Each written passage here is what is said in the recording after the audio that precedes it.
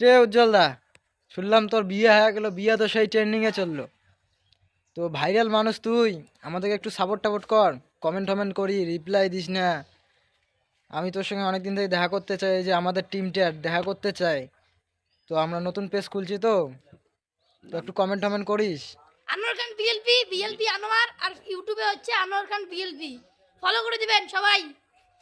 আর যারা যারা ভিডিওটা দেখবেন অবশ্যই ফলো করবেন এবং শেয়ার শেয়ার করে করবেন দেবেন। যেন উজ্জ্বলদার কাছে যায়। হ্যাঁ, ভিডিওটা যেন উজ্জ্বলদার কাছে লাইক যায়, লাইক কমেন্ট করবে উজ্জ্বলদা। হাই।